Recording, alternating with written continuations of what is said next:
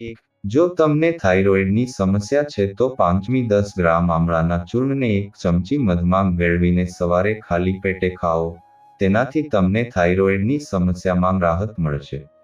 2. જો તમે સ્થૂળતા ઘટાડવા માંગતા હોવ તો જીરાનું પાણી પીવો.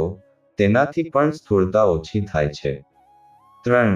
માટીના વાસણમાં તમાલપત્ર મૂકો અને તેના ઉપર ડુંગળીની છાલ નાખો અને પછી તેને બાળી દો. તેનાથી તમારા ઘરમાંથી માખીઓ અને મચ્છરો દૂર થઈ જશે. 4. જો તમે થાક, તણાવ અથવા ચિંતા અનુભવતા હોવ તો રૂમમાં તમાલપત્ર સળગાવી દો.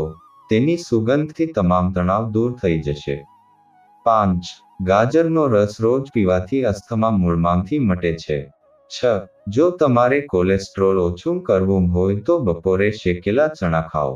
7. જો શરદી અને ઉધરસને કારણે તમારું નાક બંધ થવા લાગે તો થોડી અજમાને પીસીને તેને પાતળા કપડામાં બાંધી લો અને થોડી વાર પછી તેને સૂંઘો. આનાથી નાક સાફ કરવામાં મદદ મળશે. 8. જો તમને ભૂખ ઓછી લાગે તો 30 ગ્રામ લીલા ધાણાનો રસ પીવો અને થોડા જ દિવસોમાં તમારી ભૂખ વધી જશે. 9. જો તમને ઊંઘ ન આવતી હોય તો તમારી આંખો પર હૂંફાળું દૂધ લગાવો. તેનાથી તમને સારી ઊંઘ આવશે. 10. ચણાની દાળને પીસીને ચહેરા પર લગાવવાથી ચહેરો ચમકદાર બનશે. 11. મોઢામાં વારંવાર નખ ચાવવાથી ભૂલવાની બીમારી થઈ શકે છે. 12. જો તમે માથાના દુખાવાથી પરેશાન છો તો લીમડાના પાનનો રસ કાઢીને તે રસને નાકમાં સૂંઘો. તેનાથી તમને માથાના દુખાવામાં તરત રાહત મળશે. 13. જો તમને કમરનો દુખાવો થતો હોય તો 5 ખજૂર ઉકાળીને પીઓ. 14. નારિયેળના તેલમાં લીંબુ ભેળવીને શરીર પર માલિશ કરવાથી ખંજવાળ દૂર થાય છે. 15. વાળ ખરતા અટકાવવા માટે દહીંનો ઉપયોગ ખૂબ જ અસરકારક છે. દહીં લગાવ્યા પછી અડધા કલાક પછી તમારા વાળ ધોઈ લો. જો તમારા વાળ વધુ ખરતા હોય તો અઠવાડિયામાં બીજી 3 વાર આ ઉપાય કરો. તેનાથી વાળ મજબૂત થશે અને વાળ સુંદર દેખાશે. 16. સવારે આમલીનું શરબત પીવાથી વજન ઓછો થાય છે. 17. જ્યારે નાના બાળકોના દાંત પડી જાય છે ત્યારે તેમને ખૂબ જ દુખાવો થાય છે અને આ સિવાય ઉલટી, ઝાડા અને તાવ જેવી સમસ્યાઓ પણ થાય છે. આવી સ્થિતિમાં બાળકોને નારંગીનો રસ પીવડાવો. 18. શેકેલા શક્કરિયા ખાવાથી શરીર સુંદર બને છે. 19. અડધા ગ્લાસ નવશેકા પાણીમાં 2 ચપટી હળદર મિક્સ કરીને કોગળા કરો. તેનાથી તમારા મોઢાના ચાંદા મટી જશે. 20. મધ જીભ નીચે રાખવાથી મગજ તેજ થાય છે. 21. જો તમને ગેસના કારણે શરીરમાં ક્યાંય પણ દુખાવો થતો હોય તો 1 ગ્લાસ નવશેકું પાણી પીવો. તેનાથી દુખાવો મટી જશે. 22. છાશમાં જીરું, કાળા મરી, ફુદીનો પાવડર અને કાળું મીઠું ભેળવીને પીવાથી ખૂબ જ ફાયદો થાય છે અને પચવામાં પણ સરળતા રહે છે. 23. જો તમને દૂધ પચતું નથી તો દૂધમાં વરિયાળી મિક્સ કરીને પીઓ. 24. બાળકોને ઠંડીના દિવસોમાં તલના તેલથી માલિશ કરવાથી તેમના હાડકાં મજબૂત થાય છે અને તેમને ઠંડી લાગવાથી બચાવે છે. 25. ગાયનું ઘી હોઠ પર લગાવવાથી હોઠ કોમળ રહે છે. 26. જો તમારા વાળમાં વધુ પડતો ખોડો હોય તો દહીંમાં લીંબુ ઉમેરીને સવારે માથામાં લગાવો. તેનાથી તમારા માથામાંથી ખોડો દૂર થઈ જશે. 27. ખજૂરને ગરમ પાણી સાથે લેવાથી ઉધરસમાં રાહત મળે છે. 28. 8 વાગ્યા પહેલા રાત્રિનું ભોજન કરો. ખૂબ જ હળવો ખોરાક લો. રાત્રે સૂતા પહેલા ગરમ કે હૂંફાળું દૂધ પીવો.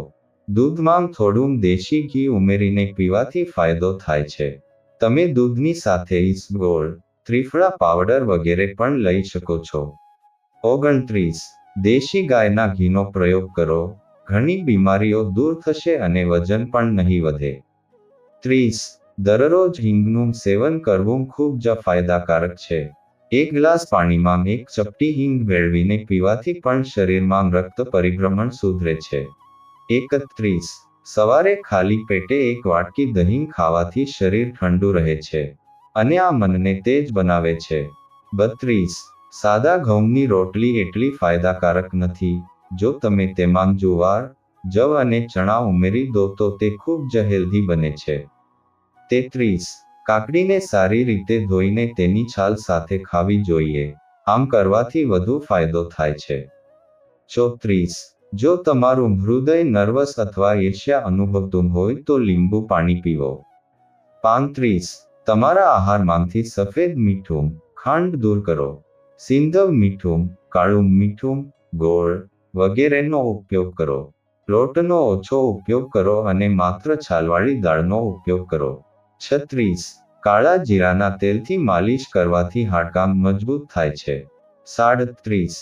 આપણા મોટાભાગના રોગો પેટને લગતા હોય છે. જો ખાધા પછી અજમો ચાવવામાં આવે તો મોં સાફ થાય છે. કોઈ દુર્ગંધ આવતી નથી. પાચન ક્રિયા સારી રહે છે અને સવારે ફ્રેશ થવામાં કોઈ સમસ્યા નથી થતી. તેનો સ્વાદ શરૂઆતમાં કઠોર લાગે છે પરંતુ પછીથી તેનો સ્વાદ સારો લાગે છે. 38. તાવની સ્થિતિમાં લીલી ઇલાયચીને પાણીમાં ઉકાળીને પીવી જોઈએ. 39. જો તમે તમારા હૃદયને સ્વસ્થ રાખવા માંગતા હોવ તો લીલા પાંદડાવાળા શાકભાજી અને તાજા ફળોનું સેવન અવશ્ય કરો. 40. દેશી ઘીથી માથામાં માલિશ કરવાથી મગજ તેજ થાય છે અને માથાના દુખાવામાં આરામ મળે છે. 41. સૂતા પહેલા પગના તળિયા પર સરસવનું તેલ અથવા દેશી ઘી ગરમ કરીને માલિશ કરો. નાભી અને નાક પર લગાવો. સ્નાન કર્યા પછી પણ નાક અને નાભી પર તેલ લગાવો. 42. ભોજન ગમે તે સમયનું હોય, જમ્યા પછી થોડું જીરું અને ગોળ મેળવીને ખાઓ. જીરું માઉથ ફ્રેશનર તરીકે પણ કામ કરે છે અને પાચન માટે ફાયદાકારક છે. 43. નાળિયેરનું તેલ નખ પર લગાવવાથી આંખોની રોશની તેજ થાય છે. 44. દરરોજ સ્નાન કરવાથી શરીર સ્વસ્થ રહે છે અને શરીરને રોગોથી બચાવે છે. 45. બપોરના ભોજનમાં ઋતુ પ્રમાણે શાકભાજી, કઠોળ, ભાત, રોટલી, દહીં, લસ્સી, સલાડ વગેરેનો સમાવેશ કરો અને ઋતુ પ્રમાણે બાજરી, મકાઈ અને ચણાના રોટલા બનાવો. 46. ખાંડનો ઉપયોગ ઓછો કરો. હાડકાં જીવનભર સારા રહેશે. 47. દૂધ સાથે ખાટી વસ્તુઓનું સેવન ન કરવું જોઈએ કારણ કે તેનાથી શરીરને ઘણું નુકસાન થાય છે. 48. આદુ અને અજમાનો ઉપયોગ વધારવો. ગેસ અને શરીરનો દુખાવો ઓછો થશે. 49. બટાકાના રસમાં થોડો લીંબુનો રસ મિક્સ કરીને ગરદન પર જ્યાં કાળાશ દેખાય ત્યાં લગાવો. તે 10 થી 15 મિનિટ માટે છોડી દેવું જોઈએ. આ પછી તેને ઠંડા પાણીથી ધોઈ લો. 50. જો તમારું પેટ ફૂલેલું હોય તો નારિયેળ પાણી પીવો. તે ખૂબ જ ફાયદાકારક છે. 51.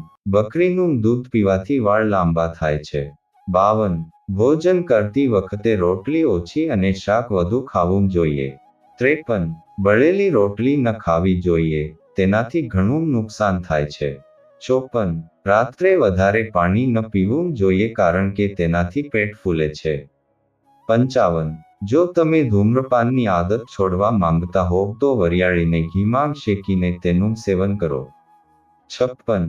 કાચા દાડમ ન ખાવા જોઈએ કારણ કે તેનાથી કિડનીમાં પથરી થઈ શકે છે. 57.